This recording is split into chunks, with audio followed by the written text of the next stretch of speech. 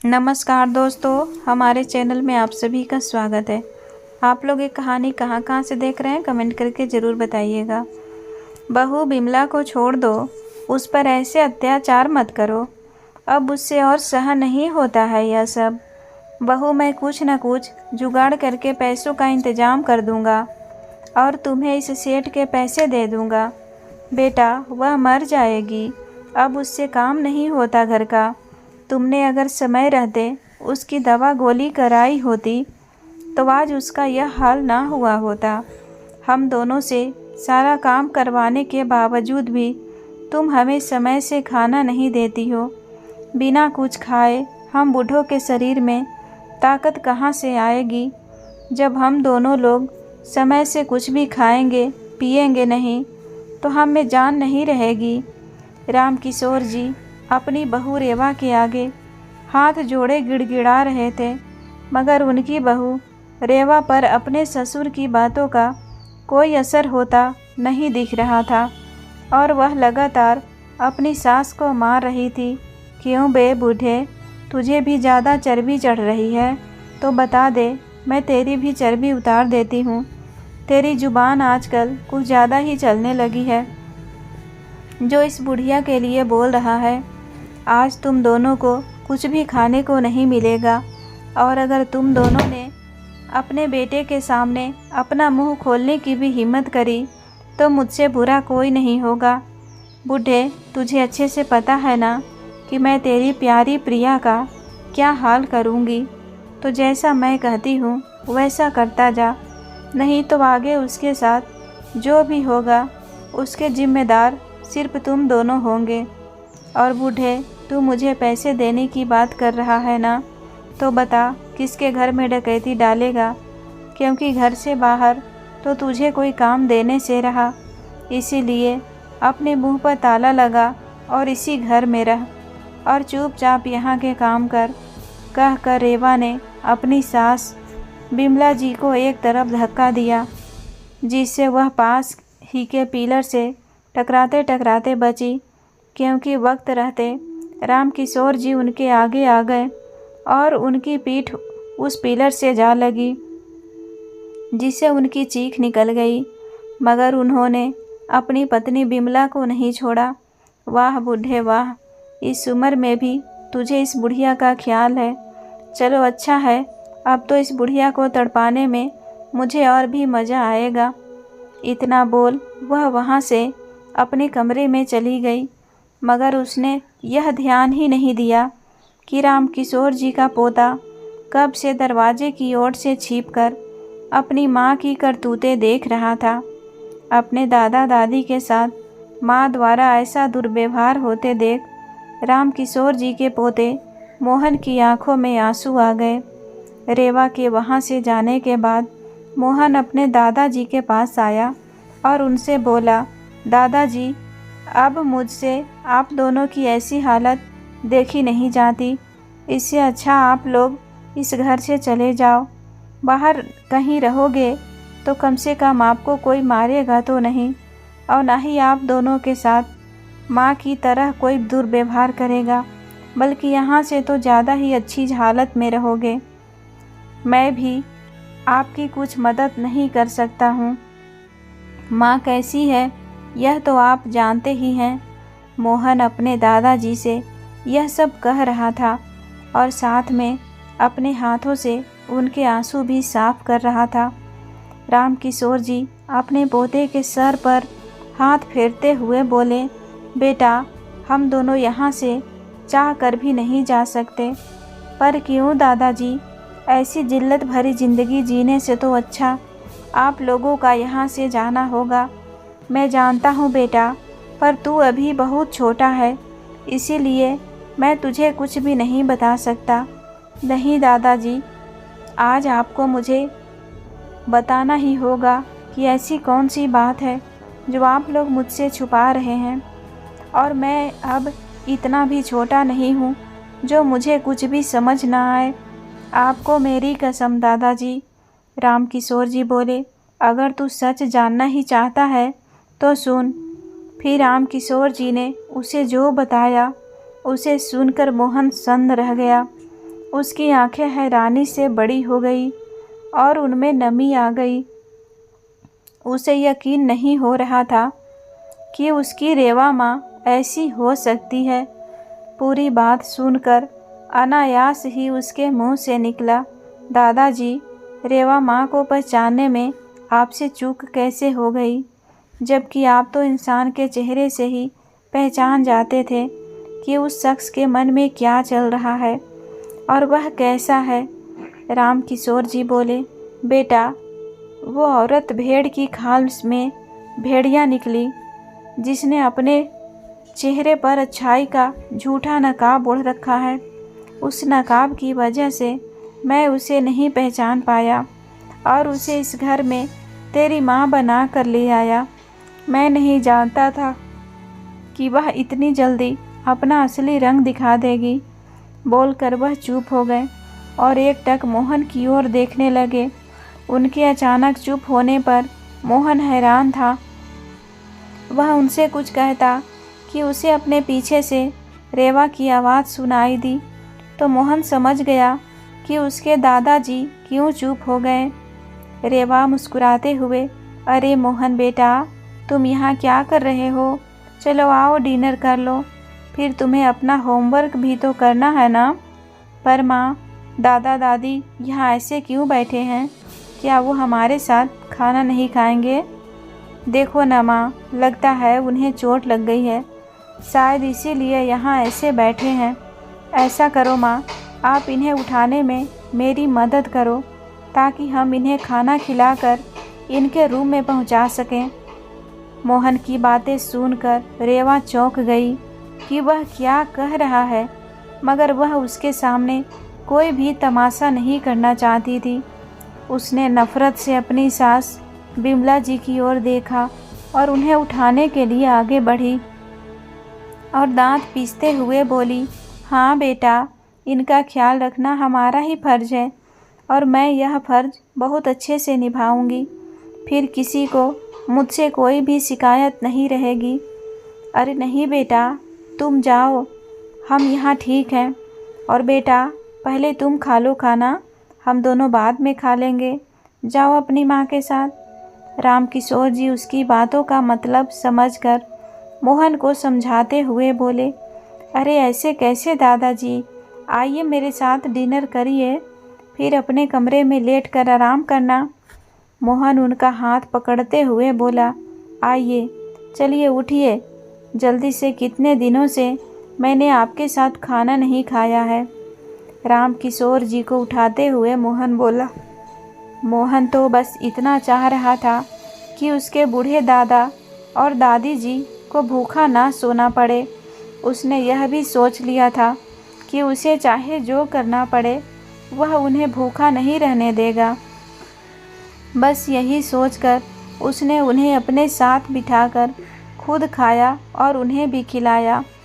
जब राम किशोर जी और बिमला जी खाना खा रहे थे, उस समय रेवा अंदर ही अंदर कूढ़ रही थी और मन ही मन सोच रही थी, कहाँ आज मैं इन दोनों बूढ़ों को भूखा रखने वाली थी और कहाँ आज ये दोनों चाव से बैठकर ठूस ठूस कर खा रहे हैं। ऐसा लग रहा है जैसे जन्मों से भूखे हो। वह यह सब सोच ही रही थी कि मोहन की आवाज़ से उसकी तंद्रा भंग हुई। अरे माँ, आप खड़ी क्यों हो? आप भी डिनर करो ना। और देखो ना, पापा भी अभी तक नहीं आए हैं। हो सकता है उन्हें आने में देर हो जाए, इसीलिए आप भी खा लो। अरे नहीं बेटा, तुम लोग खाओ, मैं तुम्हारे पापा के आने के बाद ही खाऊंगी। रेवा ज़बरदस्ती मुस्कुराते हुए बोली। अब मोहन को यह कौन बताए कि उसकी माँ तो पहले से ही खा चुकी थी। सास ससुर तो यह सब जानते हुए भी चुप थे। आखिर पोते की वजह से उन्हें आज भर पेट खाना जो मिला था। राम किशोर जी का बेटा सुमेर देर रात घर तक वापस आया और सीधा अपने माता पिता के पास गया। थोड़ी देर उनसे बातचीत की, फिर अपने कमरे में आ गया। उसे देर से घर आया देख रेवा बड़बड़ करने लगी, तो वह उसके पास गया और बोला, माफ़ कर दो रेवा, मैं तुम्हें बताना भूल गया कि मुझे आज आने में देर हो जाएगी। आगे से अगर ऐसा कुछ होगा तो मैं तुम्हें बता दिया करूँगा। रेवा चिढ़ते हुए बोली, वो सब तो ठीक है, पर मैं तुम्हारे मम्मी पापा का क्या करूँ? सुमेर नासमझी से, मतलब रेवा? गुस्से से, मतलब ये सुमेर की आज तुम्हारी माँ ने एक डिनर सेट तोड़कर ख़राब कर दिया। मैं कितना समझाती हूँ उन्हें कि अगर उन्हें कुछ चाहिए तो मुझसे मांग लिया करें, पर नहीं, उन्हें तो सब कुछ बस खुद से ही करना है। एक बात मैं बता ही दे रही हूँ सुमेर, तुम अपने माँ बाप को समझा लो कि जैसा मैं कहती हूँ वैसा ही करे, नहीं तो उन्हें चोट लग सकती है। वह अचानक ही अपनी बात बदलते हुए बोली। तो सुमेर बोला, एक सेट ही तो टूटा है, टूट जाने दो। बचपन में मुझसे ना जाने क्या क्या काम बिगड़ा है, मैं दूसरा सेट ला दूँगा, कोई बात नहीं। वो मेरी माँ बाप है और वो अब बूढ़े हैं तो हो जाता है ऐसा। अब तुम इसे दिल पर मत लो, ठीक है, चलो अब सो जाओ। आज तो सुमेर ने उसे समझा बुझाकर शांत करा दिया, मगर उस दिन क्या होगा जब सुमेर को उसकी पत्नी की सच्चाई पता चलेगी। समय धीरे धीरे बीतने लगा और अपने सास ससुर पर रेवा के अत्याचार भी बढ़ने लगे, जिससे उन्हें अपनी ज़िंदगी नरक के समान लगने लगी। मगर वह फिर भी चुप थे। जब रेवा उन्हें खाने को कुछ न देती और स्टोर रूम में बंद कर देती थी, तब मोहन उन्हें कुछ न कुछ खाने को ला कर दे देता था, जिससे वह दोनों अपना पेट भर लेते थे। सुमेर के आने के समय पर रेवा उन्हें स्टोर रूम से निकालकर उनके कमरे में पहुंचा देती थी। एक दिन बुखार आने की वजह से बिमला जी और राम किशोर जी से उठा नहीं गया, तो रेवा ने सुबह सुबह ही उनसे अपशब्द बोलना शुरू कर दिया और उन्हें ज़बरदस्ती उठाकर घर के आंगन में ले आई। काम के न काज के, दुश्मन अनाज के, कुछ काम करने का बोल दो तो तुम दोनों का मौत आ जाती है, और खाने के लिए तुम्हें तरह तरह के व्यंजन चाहिए। इतना बोलकर उसने उन पर बर्फ़ का ठंडा पानी डाल दिया। चूँकि हल्की सर्दियाँ शुरू हो गई थी और उन्हें बुखार भी था, जिस वजह से वह दोनों बूढ़ा बूढ़ी बुरी तरह से कांपने लगे और रेवा से रहम की भीख मांगने लगे। घर में हुई चीख पुकार की आवाज़ सुन सुमेर और मोहन जल्दी से अपने कमरे से निकलकर आ गए। जब उन्होंने बाहर आकर आंगन का नज़ारा देखा तो उनकी आंखें फटी की फटी रह गई। अपने माँ बाप को इस हालत में देखकर सुमेर की आंखों में गुस्सा भर आया और वह रेवा से चिल्लाते हुए बोला, तुम्हारी हिम्मत कैसे हुई मेरे माँ बाप के साथ इस तरह की हरकत करने की? आज से तुम्हारा और मेरा कोई संबंध नहीं है। तुम चली जाओ इस घर से, नहीं तो मैं तुम्हें गिरफ्तार करवा दूंगा। मैंने मेरे माता पिता से आज तक ऊंची आवाज़ में बात नहीं की। तुम्हारी हिम्मत कैसे हुई उनके साथ ऐसा दुर्व्यवहार करने की? अपने पति की बात सुनकर रेवा ज़ोर ज़ोर से हंसने लगी और बोली, तेरा कौन सा घर है? मैंने तो तुझे शादी ही इस घर और प्रॉपर्टी के लिए की थी, ताकि तेरे बच्चे संभालने के लिए। अब इस घर पर मेरा हक है और तुम अगर चाहो तो तब भी मुझे पुलिस में गिरफ्तार नहीं करवा सकते, क्योंकि मेरे हाथ तुम लोगों की सबसे कमज़ोर कड़ी है जो इस वक्त मेरे कब्ज़े में है। उसकी यह बात सुन सुमेर चौंक गया और बोला, किस कमज़ोर कड़ी की बात कर रही हो तुम? पीछे से मोहन आया और बोला, पापा, मैं माँ इनके कब्ज़े में है और कोई नहीं जानता कि इस समय वह कहाँ है। इतना बोल वह अपने दादा दादी को लेकर अंदर चला गया, जो कि अभी भी ठंड की वजह से कांप रहे थे। उन्हें कपड़े बदलवाने के बाद मोहन ने सुमेर को बताना शुरू किया। उस दिन जब मोहन ने रामकिशोर जी से ज़बरदस्ती पूछा था कि उनके चुप रहने की क्या मजबूरी है, तब उन्होंने बताया था कि तुम्हारी रेवा मासी ने तुम्हारी माँ को अपने पास कैद करके रखा है। दरअसल उनकी मृत्यु तो कभी हुई नहीं थी। वह तो सिर्फ रेवा का रचाया हुआ एक नाटक था जिसमें हम लोग फंस गए। उसने पहले प्रिया के एक्सीडेंट का ढोंग रचा, उसके बाद अस्पताल से इसी के जैसी दिखने वाली डेथ बॉडी ले ली और यह प्रिया है कहकर उसका अंतिम संस्कार करवा दिया और सुमेर को बच्चों का हवाला देकर उससे दूसरी शादी कर ली। मगर एक दिन मैंने उसके इस झूठ को पकड़ लिया और उसी दिन से उसने हम पर अत्याचार करने शुरू कर दिए। मैंने प्रिया बहू के बारे में पता करने की बहुत कोशिश की कि रेवा ने उसे कहाँ छिपा कर रखा है, लेकिन मुझे अब तक कुछ भी पता नहीं चला। इसीलिए मैं चुप हूँ और उसके सभी अत्याचार सह रहा हूँ, क्योंकि उसने हम दोनों को धमकी दी है। अगर हमने किसी के सामने अपनी जुबान खोली तो वह उसे मार देगी और तुझे और तेरे पापा को भी जहर देकर मार देगी और हमारे साथ तो ना जाने क्या क्या करेगी। मोहन बेटा, अगर तुम लोगों को कुछ हो गया तो हम दोनों तो जीते जी मर जाएंगे। इतना बोल वह चुप हो गए। दरअसल रेवा और प्रिया दोनों सगी बहनें थीं। प्रिया की शादी के समय सुमेर के लिए रेवा का रिश्ता गया था, मगर सुमेर और उसके घर वालों को सादगी से परिपूर्ण प्रिया पसंद आ गई। घर बार अच्छा होने की वजह से प्रिया के माता पिता ने प्रिया और सुमेर की शादी करवा दी। बस तभी से रेवा प्रिया और उसकी किस्मत से जलने लगी और उसने इतना बड़ा षड्यंत्र रचा जिसमें सभी फंस गए। और तो और पापा मम्मी कभी कभी दादा दादी को बचे हुए आटे का पानी ज़बरदस्ती पिलाती थी।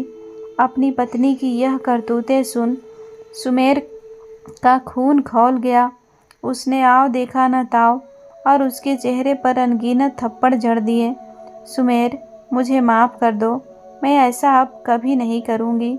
पर मैं भी क्या करती, तुम सबने मिलकर मेरी बेइज्जती की, इसीलिए मैंने अपना बदला लिया।